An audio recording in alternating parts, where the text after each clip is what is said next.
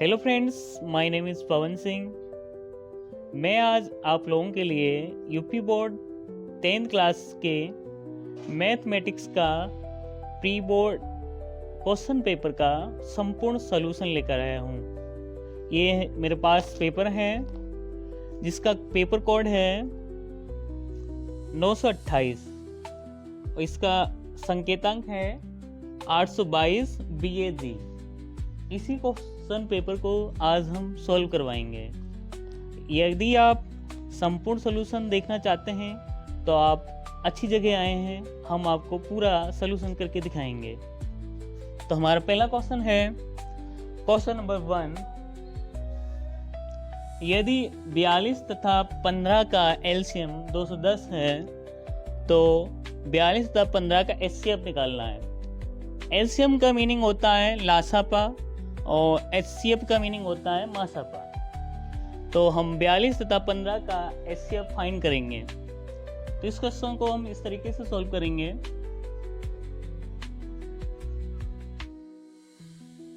(42, 15)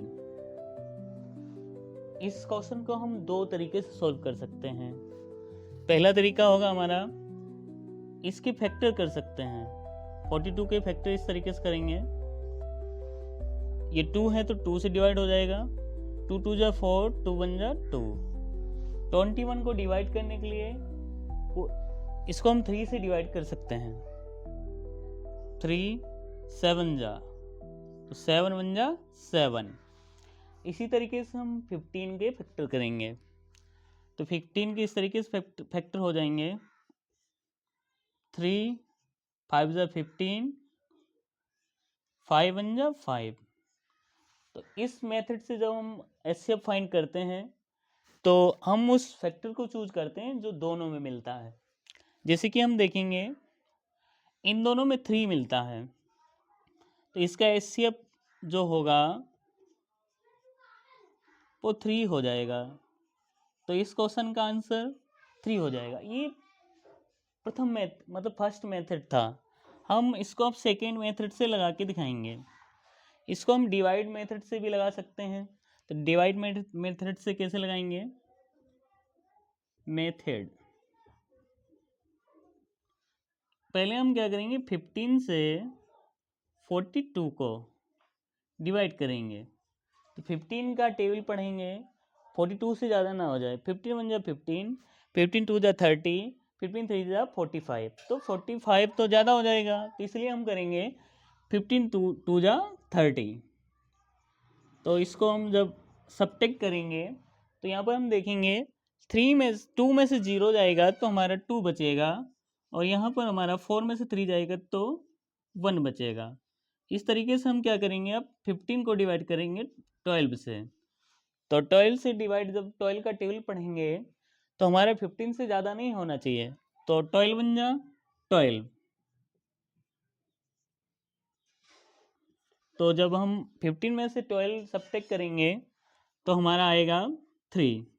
अब 3 से 12 को डिवाइड करेंगे, 3 4 जा 12 होता है। इस तरीके से ये भी हमारा क्वेश्चन इस मेथड से भी सॉल्व हो जाता है। इससे भी हमारा आंसर सेम ही आएगा। इसका आंसर हो जाएगा 3। तो हमें उम्मीद है कि पहला वाला क्वेश्चन आप लोगों को समझ में आया होगा। अब हम दूसरे क्वेश्चन की ओर बढ़ते हैं। हमारा दूसरा क्वेश्चन है क्वेश्चन नंबर 2। 240 का आभाज्य गुणनखंड करना है, 240 का फैक्टर करना है। तो ये बहुत इजी और सिंपल क्वेश्चन है, तो इसको हम करके दिखाते हैं। सॉल्व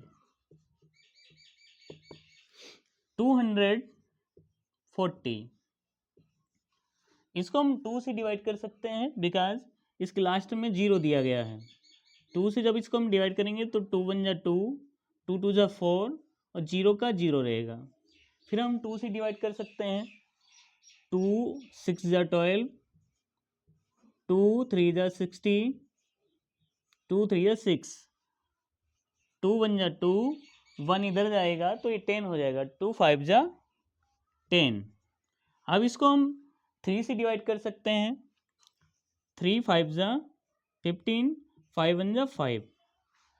तो इस तरीके से हमारा फैक्टर आ जाएगा 2 इंटू 2, 2 4 टाइम्स है, 3 इंटू 5। इसको हम इस तरीके से भी लिख सकते हैं कि 1 2 3 4, तो 2 की पावर हमारी 4 हो जाएगी इंटू 3 इंटू 5। तो ये हमारा करेक्ट आंसर हो जाएगा। आशा करते हैं ये वाला भी क्वेश्चन आप लोगों को समझ में आया होगा। अब हम अगले क्वेश्चन की ओर बढ़ते हैं। हमारा अगला क्वेश्चन है क्वेश्चन नंबर 3। हम तीसरे क्वेश्चन की ओर बढ़ते हैं। हमारा तीसरा क्वेश्चन है रेखिक समीकरण 2x plus 3y plus 5 equals to 0 and -4x minus 6y equals to 10। इसका हमें हल बताना है, इसका हमें सलूशन बताना है या हल बताना है। तो इस तरीके के क्वेश्चन को करने के लिए हम इस तरीके से कर सकते हैं। Solve 2x plus 3y plus 5 equals to 0, equation number first. Then हम इक्वेशन नंबर सेकेंड को राइट करेंगे, -4x माइनस ये वाली इक्वेशन को -6y इक्वल्स टू 10, समीकरण नंबर 2। यहाँ पर हम ये प्लस का 5 है, हम चाहें तो इसको उधर भेज सकते हैं। प्लस का 5 उधर जाएगा तो माइनस का 5 हो जाएगा। तो यहाँ पर इस तरीके से हम लिख सकते हैं इक्वल्स टू माइनस के 5। हम यहाँ पर देखेंगे इस इक्वेशन को सॉल्व करने के लिए हमें या तो x वाले पदों को बराबर करना पड़ता है या तो हमें y वाले पदों को बराबर करना पड़ता है। तो हम अगर इक्वेशन नंबर फर्स्ट में 2 से मल्टीप्लाई कर दें तो ये हमारे पद जो होंगे वो बराबर हो जाएंगे। यहाँ पर लिख देते हैं 2 से गुणा करने पर इस तरीके से हो जाएगा। अब जब 2 से मल्टीप्लाई करेंगे, 2 की मल्टीप्लाई 2 से करेंगे, 2 2 जा 4x हो जाएगा, प्लस 2 की मल्टीप्लाई 3 से करेंगे तो 3 2 जा 6y हो जाएगा, इक्वल्स टू 5 की 2 से करेंगे तो माइनस का 10 हो जाएगा।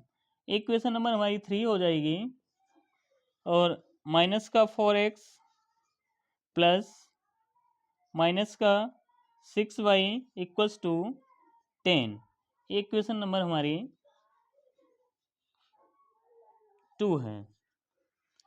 हम इसको इस तरीके से लिख सकते हैं कि यहाँ पर लिख सकते हैं जोड़ने पर, यदि हम इसको जोड़ें तो हमारा सॉल्यूशन जो है वो शून्य आएगा, या कह सकते हैं अपरिमित अनेक रूप से आएगा। इस तरीके से माइनस प्लस ये कट जाएगा, माइनस प्लस ये कट जाएगा, ये माइनस प्लस ये कट जाएगा। तो इस क्वेश्चन का आंसर हो जाएगा अपरिमित रूप से अनेक। आंसर हो जाएगा अपरिमित रूप से अनेक, अपरिमित रूप से अनेक हल।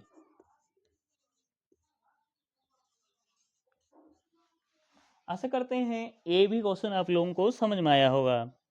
हम अपने नेक्स्ट क्वेश्चन की ओर बढ़ते हैं जो क्वेश्चन नंबर 4 है।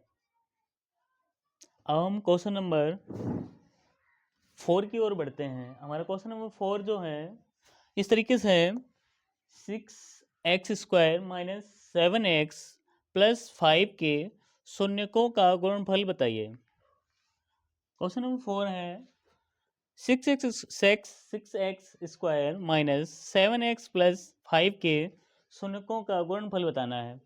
तो हम इस क्वेश्चन को सॉल्व करने के लिए सबसे पहले इसका हम क्या करेंगे, गुणनखंड करेंगे, उसके बाद शून्य ज्ञात करेंगे, शून्य ज्ञात करने के बाद उसकी मल्टीप्लाई करेंगे। तो इस क्वेश्चन को इस तरीके से हम सॉल्व कर सकते हैं। Solve 6x² minus 7x plus 5 तो इसको हम फैक्टर करने के लिए सबसे पहले हम ये देखते हैं, फर्स्ट डिजिट से लास्ट डिजिट की मल्टीप्लाई करके देखते हैं। तो ये हमारा आता है 30। तो इस 30 का मीनिंग हुआ कि मल्टीप्लाई करें तो हमारा 30 आना चाहिए, ऐड करें या सब्ट्रैक्ट करें तो हमारा 7 आना चाहिए। तो चलो हम इसको करते हैं, 6x², इसके बाद इसको हम लिख सकते हैं 10x, ये इस तरीके से भी कर सकते हैं, माइनस का x, 10 - 3 प्लस के 5। इसका मीनिंग हो गया 10 में से -3 करेंगे तो 7 आएगा, और 10 की 3 से मल्टीप्लाई करेंगे तो हमारा 30 आएगा। तो आगे चलते हैं कैसे सॉल्व होगा, देखते हैं। 6x² माइनस 10x, माइनस की मल्टीप्लाई अगर माइनस से करेंगे तो ये हमारा प्लस का हो जाएगा, तो प्लस के 3x प्लस 5। हम इसमें कॉमन फैक्टर फाइंड करते हैं। इन दोनों में हम देखते हैं कि क्या कॉमन मिल रहा है। तो दोनों में हम देखेंगे कॉमन मिल रहा है 2x, तो 2x जब ले लेंगे कॉमन तो 2 3 जा 6 होता है, x² का x ले लिया तो x बचेगा, 2 5 जा 10। इन दोनों में कुछ कॉमन नहीं मिल रहा है तो हम यहाँ पर क्या करेंगे, माइनस का 1 कॉमन ले सकते हैं। तो इसको जब हम कॉमन लेंगे तो 3x, माइनस से ये वाला क्या हो जाएगा, प्लस से माइनस हो जाएगा। जो चीज़ हमारी 2 बार लिखी होती है उसको हम एक बार लिखते हैं, जैसे कि 3x - 5,